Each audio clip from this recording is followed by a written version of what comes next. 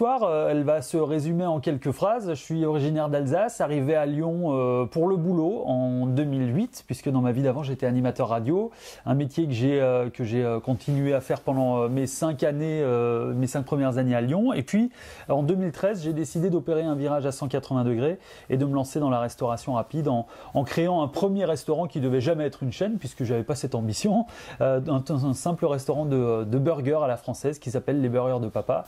Et depuis, ça a fait des petits. Au bout de 8 ans, aujourd'hui, on a 45 restos disséminés un peu partout en France. Je crois que je me suis laissé bercé par là où m'emmenaient effectivement mes ambitions professionnelles et peut-être culinairement parlant aussi, peut-être qu'il y a un petit peu de ça, mais c'est vrai que c'est deux régions où la tradition du goût et de la cuisine sont extrêmement fortes. Et d'ailleurs, dans nos recettes, on a toujours retrouvé par exemple un burger avec du Münster pour rappeler mes origines alsaciennes, parce que ça fonctionne très bien dans du burger, et d'autres produits des fois plus lyonnais. Alors même si aujourd'hui on évite un petit peu parce qu'on a des restaurants un petit peu partout en France et que c'est difficile de faire des produits très typés, il faut quelque chose de très grand public, mais effectivement j'ai toujours cherché moi à sortir des sentiers battus des burgers très traditionnels et de rajouter des ingrédients qu'on ne va pas nécessairement retrouver traditionnellement dans du burger. Quel est le déclic qui fait qu'à un moment donné on décide de quitter sa vie professionnelle passée pour se lancer dans une vie, malgré tout, vous le disiez, totalement différente? Ouais. Le déclic, c'est en 2013, à la suite d'un reportage télé sur le boom du burger. Moi qui ai toujours rêvé de créer un restaurant de burgers très français, je me rends compte que ça existe, que cette lame de fond est en train d'arriver et qu'il va se passer un gros truc à mon avis et que ça va être pérenne et que sur du long terme, le burger à la française va trouver son marché en France, j'en suis persuadé. Et je décide de tout plaquer du jour au lendemain pour me lancer là-dedans. Alors ça a été extrêmement compliqué parce que pour ficeler un projet comme celui-là, quand on n'est pas issu du monde de la restauration, il faut que les banquiers vous suivent. Et ça s'est pas fait en 2 coups de cuillère à peau. Toutes les banques lyonnaises que j'ai sollicitées à l'époque m'ont claqué la porte au nez. Tant et si bien qu'on a trouvé du financement en Alsace, région dont je suis originaire, pour lancer ce premier projet. Mais oui, j'ai baissé la tête et j'ai foncé tout simplement. Je vais vous poser une question pour vous titiller un petit peu. L'Alsace, Auvergne-Rhône-Alpes, de région, on le disait tout à l'heure, fort amène en gastronomie. Le burger, comment expliquer qu'un burger peut être gastronomique, ce qui est un peu l'ADN des burgers de Papa? Alors le burger, il est gastronomique quand il est bien exécuté, quand on source les bons produits. J'ai pour habitude de dire que le nom est le même que ce qu'on va retrouver dans les grandes chaînes de fast-food, mais en termes de goût et de produits, ça n'a évidemment rien à voir. Il faut bien choisir ses fournisseurs, évidemment, ça je ne vais pas vous l'apprendre. Et puis, il y a tout un environnement de travail, des process qui chez nous sont quand même extrêmement artisanaux. C'est-à-dire que tous les matins, chez nous, on réceptionne nos pommes de terre qu'il faut laver, éplucher, débiter, faire le premier bain puis le second. C'est de la vraie transformation maison. Tous les matins, on hache la viande sur place et partout en France, on travaille avec un boulanger partenaire qui exécute notre recette propriétaire. C'est déjà des socles d'ADN qui sont extrêmement forts. Si je rajoute à cela que tous les jours, on coupe nos légumes sur place qu'on a choisi le matin avec le primeur et qu'on est extrêmement regardant sur la qualité de ces fruits et légumes, et que si en plus de ça, on rajoute le fait que on rajoute là-dessus des fromages très typés avec du caractère autre que du simple cheddar fondu qu'on va retrouver chez les grandes chaînes. Oui, le produit porte le même nom, mais en termes de goût, ça n'a rien à voir. Et on peut le dire, chez nous, les burgers sont gastronomiques. J'ai pour habitude de dire que tant que McDo, Burger King et compagnie continueront à croître, on récupérera toujours les miettes de ces clients qui, avec le temps, se sont peut-être éduqués ou un certain pouvoir d'achat, parce que forcément, chez nous, le menu est certainement 2 fois plus cher que dans les grands fast-food traditionnels. Lorsqu'on a 30, 40 ans, qu'on commence à s'intéresser à son alimentation, qu'on a compris que le carburant de la vie, c'est ce qu'on ingère tous les jours, et qu'on est regardant sur la qualité des produits, la démarche aussi de l'entreprise qui les sert et qui les propose. Je pense que tant que justement ces grosses chaînes continueront à évangéliser le peuple avec la bouffe de masse, et nous on récupérera toujours les miettes, et les clients qui veulent davantage s'éduquer, avoir une autre notion de plaisir en mangeant des burgers plus juteux, plus gourmands, ceux-là on continuera toujours à les capter. Je pense vraiment que aujourd'hui, ce segment du burger premium, puisque c'est vraiment ce qu'il faut distinguer, il y a le burger fast-food et le burger premium, il s'est vraiment instauré avec le temps. Moi, je me souviens, il y a 8 ans, quand j'ai démarré, quand j'ai ouvert mon premier restaurant, on nous voyait un peu comme des ovnis. Les gens venaient chez nous par curiosité, parce qu'ils se disaient, tiens, c'est du pain, de la viande, du fromage, de la sauce, mais c'est travaillé différemment. Il y avait vraiment de la curiosité, quoi. Et une fois qu'on a compris que ce produit, il est bon, il est satisfaisant et que surtout il y a une cohésion dans le goût. Ça a l'air de rien, hein, mais franchement, nous on passe un temps fou à élaborer des recettes, à grammer au pickle près, au gramme de sauce des fois près, au nombre de feuilles de roquette près pour que vous ayez la bonne mâche, que vous ayez le bon accord entre la saturation de graisse de la viande, le petit goût acidulé qu'on va toujours avoir dans nos sauces ou le petit goût relevé.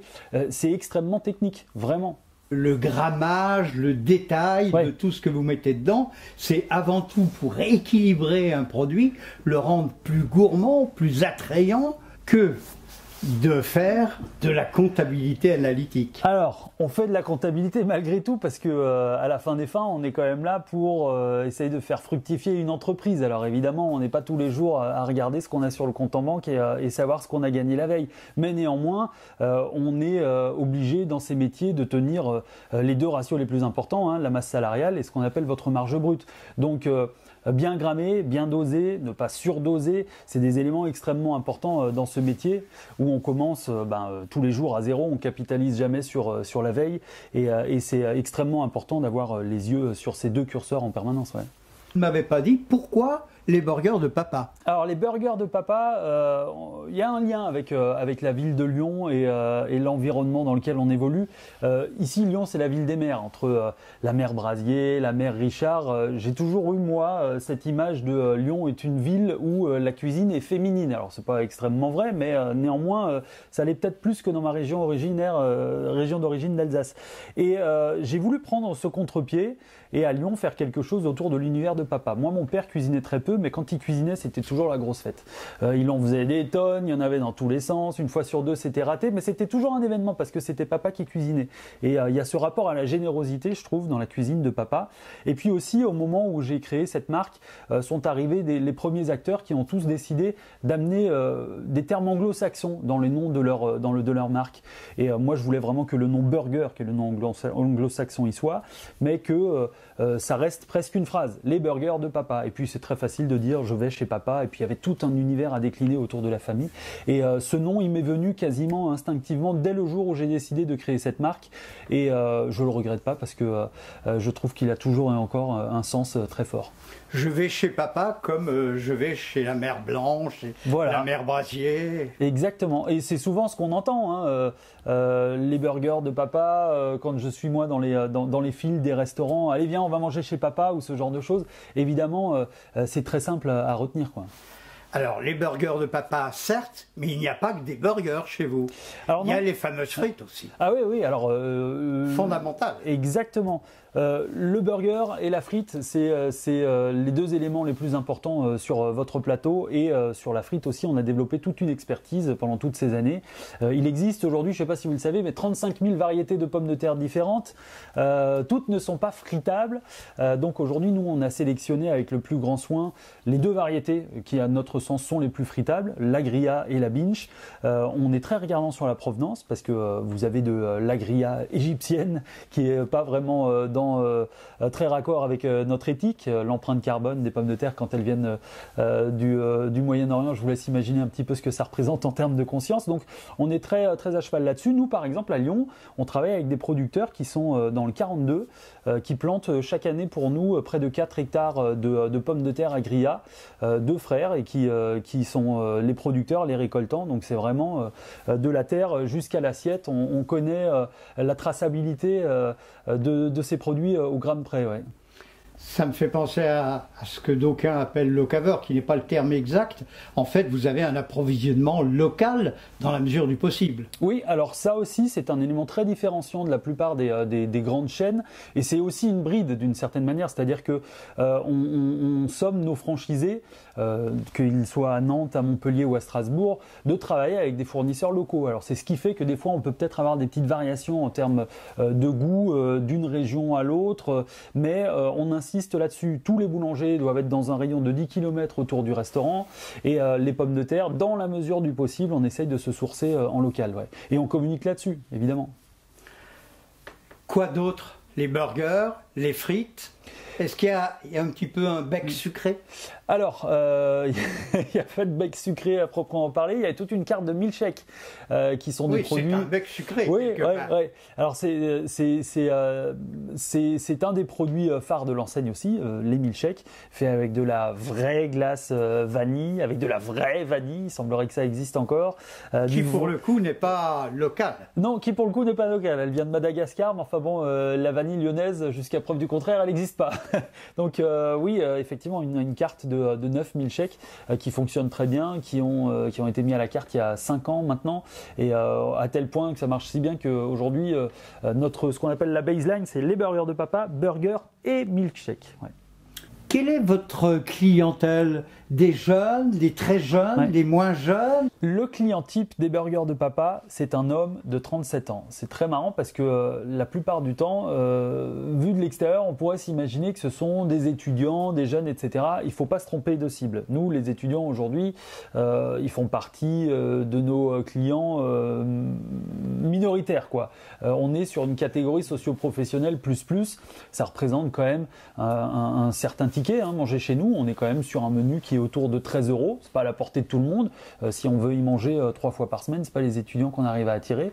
Donc effectivement, aujourd'hui, le client médian, c'est un travailleur et c'est un homme de 37 ans. Tous nos restos sont ouverts 7 sur 7, 24 heures sur 24 pour certains, dans les grosses agglomérations entre autres. Alors c'est pas le cas à Lyon, mais aujourd'hui nous on a décidé de prendre ce parti, d'ouvrir en 7 sur 7 et surtout de s'ouvrir à tous les canaux de vente. À savoir qu'on fait de la vente à emporter, on fait de la vente sur place, qui à notre grande âme aujourd'hui et encore plus en ces périodes de pandémie n'a plus vraiment le vent en poupe. Il faut savoir que seul un burger sur 4 chez nous est mangé sur place. On a 75% de l'offre qui part soit à emporter, soit en livraison. Le poids de la livraison, c'est colossal dans notre business, mais il faut savoir que chez les gros agrégateurs Uber Eats et Deliveroo, le burger est le plat le plus plébiscité en livraison. Et évidemment, on n'y échappe pas. Et aujourd'hui, ce serait une vraie erreur que de se couper de ce canal qui, dans certains de nos restos, représente plus de 50% du business. Donc c'est colossal. Mais j'ai pris le parti, moi, de ne pas aller contre le cours de l'histoire. Aujourd'hui, il y a de la demande sur ces canaux de livraison et il faut opérer. Et ça nous demande de relever un certain nombre de défis sur le packaging, sur le produit, comment faire pour le livrer chaud à destination. C'est extrêmement complexe et on travaille sur ces sujets quasiment au quotidien. Ouais. Alors aujourd'hui, les burgers de papa, c'est 45 restos en France, principalement en centre-ville et en centre-co. C'est des restaurants qui font entre 30 et 50 places assises. Les ambitions de l'entreprise, nous on ouvre depuis 3 ans un restaurant par mois. Covid, pas Covid, on a même ouvert 7 restaurants pendant la première période de confinement. Donc c'est vous dire que notre plan de route, il continue à suivre son petit bonhomme de chemin. On a pour ambition d'atteindre les 80 restaurants à horizon 3 ans, d'ici 2025. On est à peu près sur ce rythme, aujourd'hui avec 45 restaurants, un resto de plus par mois, on devrait y arriver. Et surtout, on cherche à cibler de nouveaux marchés. On aimerait bien intégrer ce qu'on appelle le travel retail aujourd'hui, à savoir les gares, les aéroports, qui sont des marchés sur lesquels il y a certainement énormément de choses à faire. Pareil, c'est des dossiers qui sont très complexes, mais qui sont à l'étude chez nous et sur lesquels on avance petit à petit. Par exemple, pour remplacer les bocaux dans les TGV? Eh oui, pourquoi pas. Les bocaux de bocaux. Ouais. Alors, dans les TGV, il faudra installer des gaines d'extraction, des planchas et des friteuses. Je suis pas sûr que les commissions de sécurité l'acceptent. Mais ouais, quand on voit aujourd'hui l'offre de restauration en train, qui par exemple est extrêmement chère et pas très qualitative, on se dit que oui, dans les gares, il y a encore beaucoup de choses à faire. Et fort heureusement, sur ces 10 dernières années, les choses évoluent plutôt dans le bon sens et l'offre est quand même plus qualitative. Et il y a quelques années en arrière encore, quand il fallait faire 500 km en voiture, on se disait oh là là, l'horreur, je vais tomber dans les stations-service, toutes les mêmes avec les mêmes offres. Heureusement, ça a tendance un petit peu à évoluer et j'ai l'impression que tout ça ne va que se bonifier encore dans les années à venir. On a créé ce qu'on appelle une dark kitchen. Une dark kitchen, c'est quoi? C'est un restaurant sans place assise. C'est tout simplement un corner qu'on a ouvert en banlieue lyonnaise à Tassin-la-Demi-Lune. Alors on a pris le parti d'avoir néanmoins une façade, d'amener le code couleur de la marque, l'enseigne, le logo. Mais oui, aujourd'hui, ce restaurant n'opère qu'en vente à emporter et en vente en livraison. Alors c'est un business model qui va certainement faire des petits parce qu'aujourd'hui ça fonctionne très très bien. Ça a l'avantage de baisser votre point mort, votre niveau d'investissement aussi. Et mine de rien, on se retrouve quand même avec des chiffres d'affaires qui sont impressionnants. Encore une fois, dans un business où aujourd'hui vous avez que 25% des clients qui viennent manger sur place et 75% de l'offre qui part, on peut le dire, à l'export, la question, elle s'est forcément posée à un moment donné d'essayer de revoir un petit peu le modèle. Alors notre ambition, c'est pas du tout d'ouvrir 50 dark kitchen aux quatre coins de la France. Évidemment, ça va plus vite, c'est plus simple à trouver, les locaux sont plus simples à trouver, plus petits, avec des niveaux de loyer beaucoup plus faibles, mais en même temps, ce qu'on aimerait continuer à proposer à nos clients, c'est une vraie expérience sur place, avec un vrai univers. On travaille tout le temps au renouvellement du mobilier, de la déco, on essaie de jamais reproduire deux fois le même restaurant, mais oui, aujourd'hui, ce modèle, on l'a testé et approuvé, donc il va faire des petits, mais j'espère que ce ne sera pas les 30 prochains restaurants qui ne seront que des dark kitchen. Ouais. Et puis la gastronomie n'est-elle pas lieu de convivialité avant toute chose? Donc la convivialité devant un établissement qui distribue de la nourriture, c'est bien, mais assis à table entre amis ou en famille, avec les enfants ou avec les collègues, c'est quand même autre chose. Alors bien sûr, mais c'est là où vous avez toute la nuance entre le fast-food et la restauration traditionnelle. Alors chez nous, pour la faire très simple, quand un client vient manger, en moyenne, il reste 18 minutes dans le restaurant. Vous avez beau apporter le meilleur des agencements, les chaises les plus agréables au monde, ça reste connoté fast-food. Le fast-food, on mange vite dans du fast-food. On passe pas 2 heures chez nous au restaurant. On va pas dans notre restaurant pour un rencard amoureux. On n'invite pas sa femme chez les burgers de papa pour la Saint-Valentin.